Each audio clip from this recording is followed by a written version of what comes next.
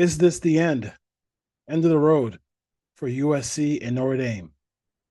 Talk about that and much more here on the Student Body Right USC podcast. Welcome to the Put on Waivers Media Group, home of the Put on Raiders podcast and the Student Body Right podcast. This is your place for the best breakdowns and the best insight for those who fight on and bleed silver and black. Now, here are your hosts, Dwayne Douglas and Ryan Holmes. And welcome, everybody, to the glorious episode of Student Body Right USC podcast. I'm your host, Dwayne Douglas, and as always, I am podcasting out the beautiful shores of the Pacific Ocean. Beautiful day out here in Southern California. PORSB is my Twitter handle. Check me out there. USC, Notre Dame, topic of discussion everywhere, everything like that. So we'll discuss ad nauseum this whole thing, and probably in a couple different shows as well, because it's a big topic. And I know SC fans have one way of thinking about it, and ND fans have another way of thinking about it. So we'll talk about that as well. PORSB is my Twitter handle. So check me out there. And on Instagram, it's put on waivers _podcast. That's put on waivers _ podcast. So let's just talk about like the reality of the situation real quick. Notre Dame, USC, obviously they're negotiating here to see when they play in the future. And one thing that USC has not done is canceled the game. So again, let me repeat this for you. USC has not canceled the game. What USC is doing, and it's what a lot of teams should do, is they're going to negotiate and see what is best for them. Right now, USC said, hey, let's play in 2026 in Los Angeles and do a year-by-year thing right now. College football landscape is changing dramatically from year to year. You can't sit there and just blindly sign a 15-year contract with somebody and just not even think about what is actually going to take place in the future. Like you have to take into account, like, hey, like we have to sit back and look at what the hell is going to happen in the future of college football. We can't just be blind to it. Notre Dame does not play in the conference. With UMass joining a conference shortly, the only two independents are UConn. So with UMass joining a conference shortly, UConn and Notre Dame are the only teams that are independent in football. And I think it's the thing about it is when people talk about this argument, the first thing people say is they just dismiss, oh, Notre Dame's never going to join the conference. So it's just screw that. Stop talking about it. Don't worry about it. Notre Dame's not going to join the conference. Well, that's not really the correct way to look at it. Because when you talk to people and you ask people, why can't Notre Dame join a conference? They always give you the same answer. They say that's the way it's always been. Just cause. I mean, just cause is not really an answer, but just cause. That's the way it's always been. And that is something that I think, a lot of Penn State fans, a lot of Ohio State fans who came to USC's back on this on Twitter we're kind of talking about. It's like, hey, like, why do they get to skate? And they're getting to skate. And did they make a tremendous run at the playoff last year? Absolutely. They beat some really good teams. They beat Penn State. They beat some really good teams. Almost, they were close. They got close at the end to Ohio State. But during the regular season, and this is not going to be popular, they lost at home to Northern Illinois. If they played a Big Ten schedule, I just don't think they're going to get through that schedule with only one or two losses. If they couldn't handle Northern Illinois for a game. Like that's just like kind of common sense. So they want to be independent. They with the new ruling today, with the college football, with the way they are going to seed the teams, Notre Dame can have his cake and eat it too. They can go out there and play that schedule, and then get a high seed. and get a top four seed. There's nothing wrong with USC as much as the alumni, as much as the fans, as much as people love this game, the Notre Dame USC game. There's nothing wrong with just a little pushback on, hey, what is in it for us? We're not in the Pac-12 anymore. RIP to RIP to the old Pac-12. We're not in the Pac-12 anymore. You're in a conference well like the Big Ten, where every game is a minefield. Some of these unranked teams still will snip at your ankles and be able to beat you if you don't come with your hard hat. Like this is not an easy conference. The Big Ten, SEC are not easy, and not easy ways to navigate yourself through to a major bowl game or a playoff. So with that being said, yes, you have to question. Like Riley said, like going it looks like he's running from the situation, and USC has lost six out of the last seven. All these other things like that. I get all the little conferences, but like, why does Notre Dame get to play a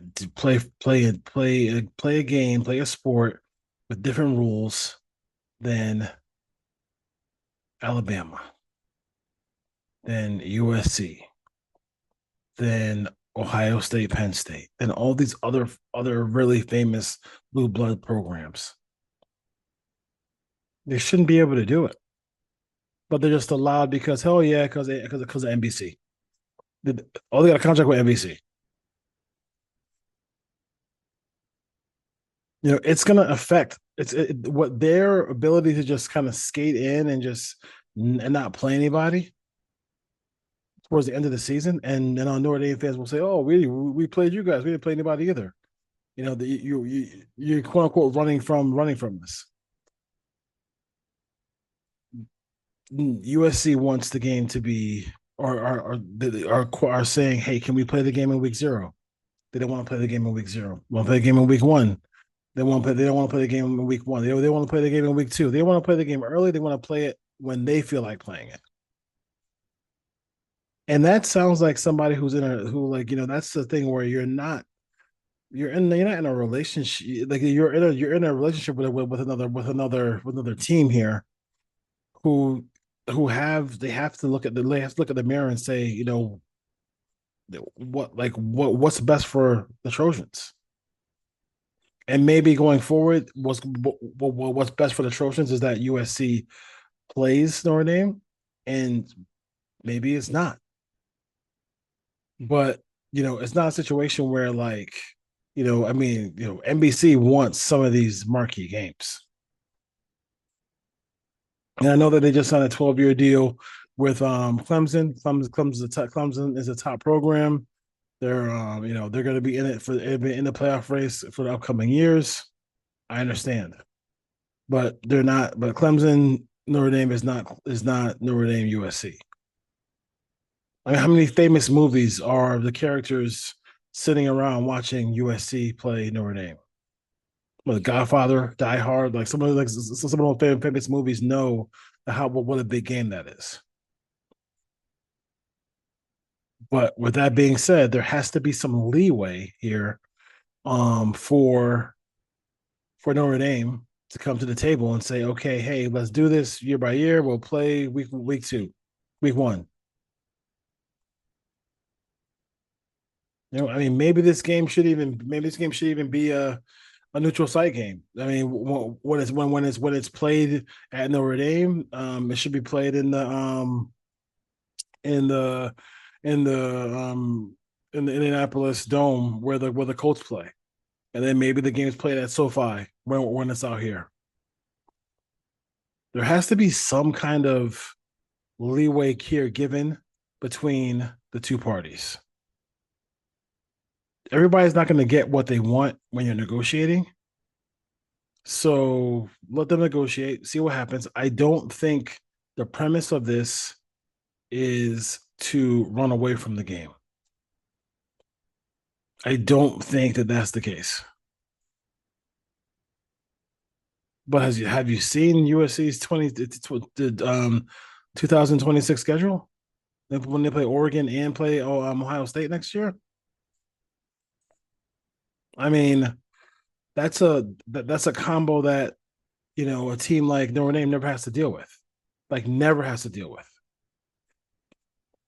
and let's just add Notre Dame because hey, that's the way it always has been. We we didn't always smoke in planes, that wasn't forever. We did we cars didn't always have seatbelts. Like I mean, let's just get this thing.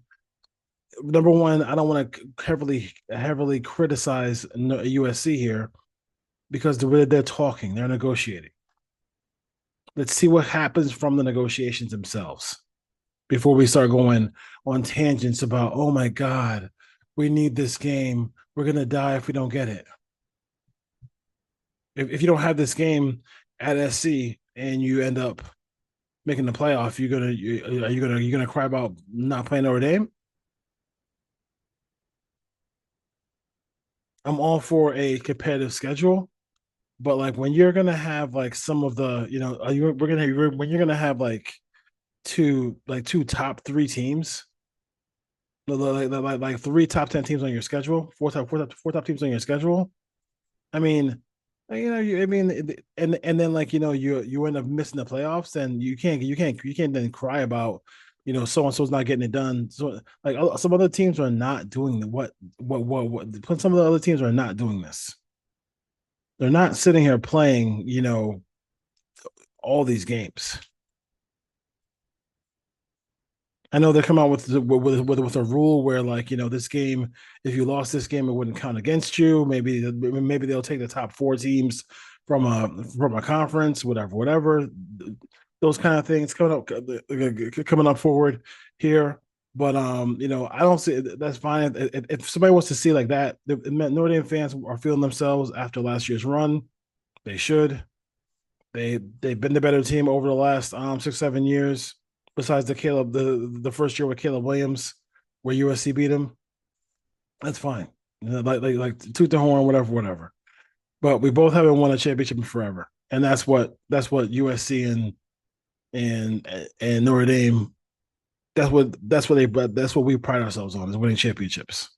So until those championship banners and those natties keep start coming back in, then I don't want to we're here wasting time talking about like who's doing better, who's doing this, who's doing that.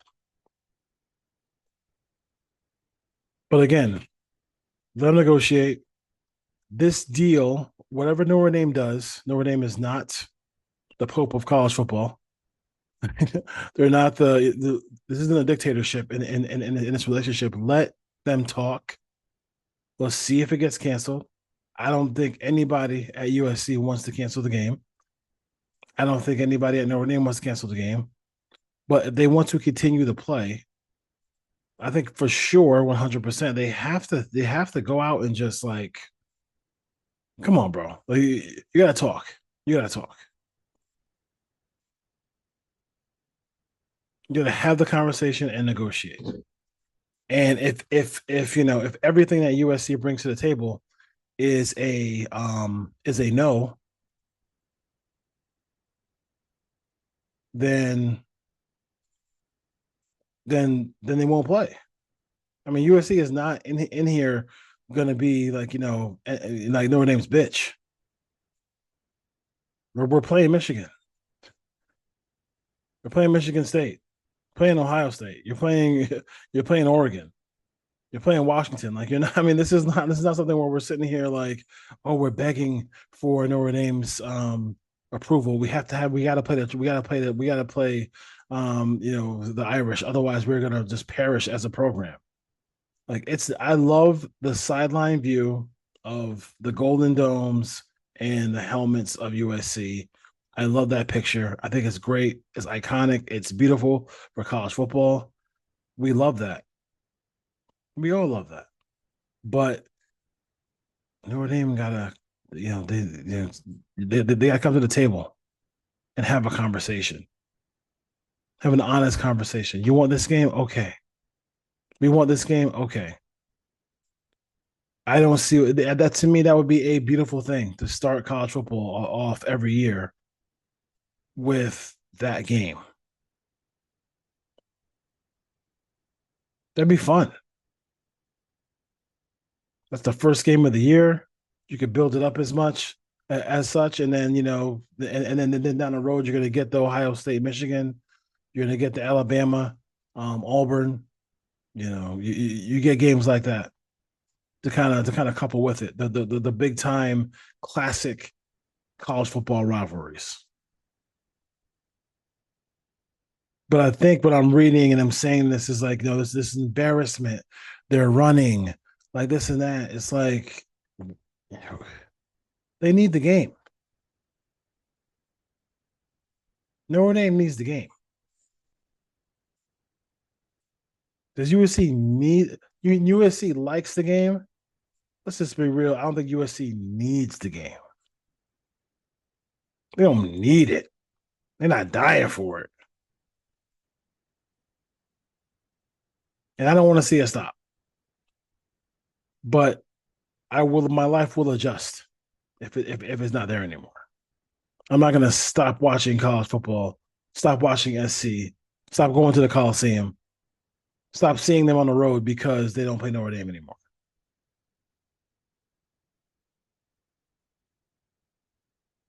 So let's go.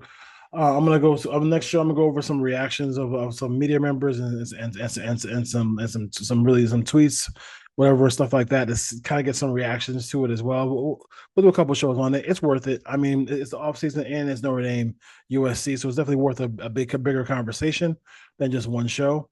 So we'll talk about all those things later on the Student Body Right USC podcast, and then I got something new for the folks in Chicago. Some new stuff coming out for the folks in Chicago. So we'll talk about that as well. But right now, like I said, they're negotiating, they're talking. I don't think it's over. I don't think anybody wants to end it, but you have to. It has to be some middle ground between the Trojans and the Irish in order to keep this game going. All right, folks, fight on.